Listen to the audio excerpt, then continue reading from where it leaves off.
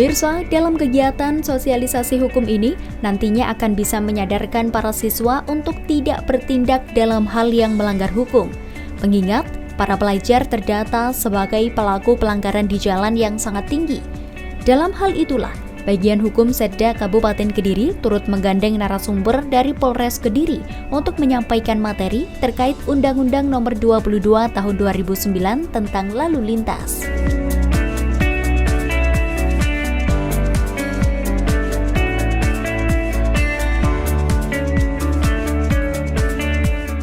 Boleh Pak Marjuki menyampaikan data bahwa angka pelanggaran lalu lintas masih cukup tinggi.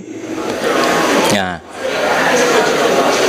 bahkan usia pelajar menempati angka nomor 2 setelah swasta pelanggarannya.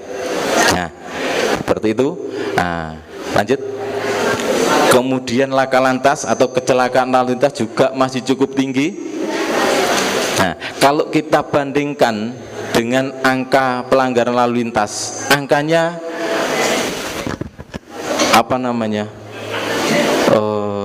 bergaris lurus. Jadi data yang ada di Polres Kediri ini memang angka kecelakaan dan pelanggaran memang berbanding lurus, ya. Kenapa demikian? Karena dari hasil penelitian ternyata hampir semua kecelakaan selalu diawali dari pelanggaran. Nah, adik-adik saya yang cerdas-cerdas ini kalau tahu seperti itu berarti untuk bisa selamat di jalan tentunya tidak akan melakukan suatu pelanggaran. Kan kira-kira demikian ya? Oke. Nah, dari data tadi adik-adik sekalian bahwa kalau di rata-rata yang masuk di Polres Kediri datanya dalam satu hari rata-rata terjadi 4 kali kecelakaan dalam satu hari, itu yang dilaporkan. Artinya jalan itu benar-benar aman apa tidak? Tidak sepenuhnya aman. Kalau tahu jalan tidak sepenuhnya aman dari kecelakaan, bagaimana kita bersikap di jalan? Hati-hati, betul. Di dalam Undang-Undang Nomor 22 Tahun 2009 tentang lalu lintas dan angkutan jalan, di sini kan jika ada masyarakat yang melanggar lalu lintas, kemungkinan besar ditilang. Dan apa yang akan dilakukan oleh petugas atau pemimpin dari kepolisian jika ada anggota kepolisian yang melanggar lalu lintas? Adik-adik sekalian, undang-undang ini berlaku umum, tidak ada pengecualian. Nah, sehingga dalam hal ini anggota kepolisian pun juga harus taat dengan peraturan Undang-Undang Nomor 22 Tahun 2009. Kecuali hal-hal khusus, contohnya kalau di undang-undang itu diatur misalnya untuk kendaraan khusus, ambulan, kemudian kendaraan patroli Pak Polisi, kemudian rombongan pengawalan.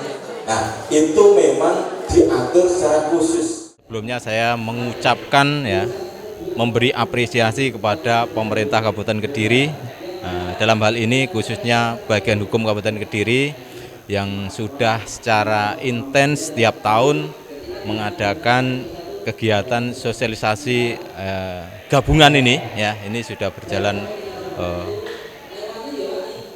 bertahun-tahun. Nah, ini masih saya tetap mengapresiasi itu.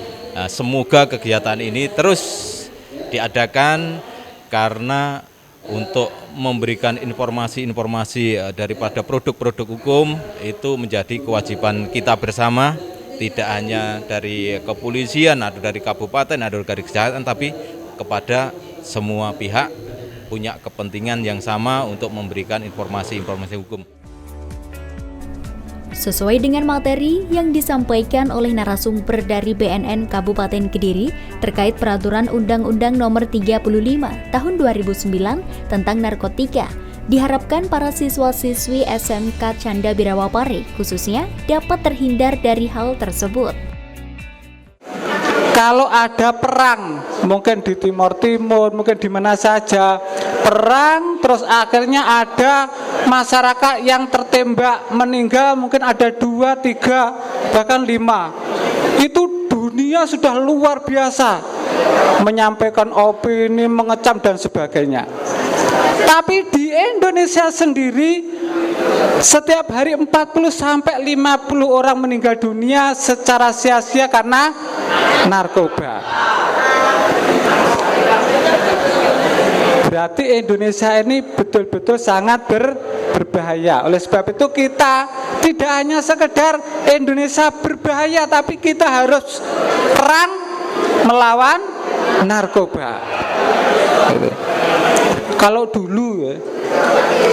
dulu pada waktu perang-perang itu kita perang melawan luar negeri itu paling 4 atau 5 negara. Sekarang ada 12 negara besar yang gelontor terhadap bahaya narkoba. Kita merdeka sudah berapa tahun adik-adik? 74 tahun kita resmi merdeka. Tapi sebenarnya kita masih terjajah terhadap penyalahgunaan dan peredaran gelap narkoba. Lanjut Mas. Nah, ini barang-barang bukti yang sudah berhasil ditangkap di Indonesia. 7 Oktober 2017 250 itu Bapak Buas Kepala BNN Pusat itu menyatakan bahwa di tahun 2017 kemarin sabu-sabu yang sudah beredar di Indonesia itu sekitar 250 ton. Hanya saja yang sudah terungkap hanya sedikit. Artinya apa? Artinya yang namanya narkoba, sabu-sabu, narkotika apapun itu semacam fenomena gunung es. Yang nampak itu hanya sedikit sekali, tapi yang di dalam akar-akarnya itu luar biasa.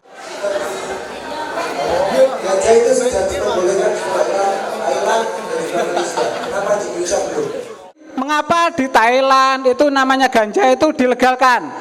Itu urusannya sana. Kita di Indonesia punya undang-undang sendiri, punya aturan sendiri, sehingga harus menyesuaikan dengan kondisi di Indonesia. Kebaikan dan kejelekannya itu masih tetap banyak yang kejelekannya.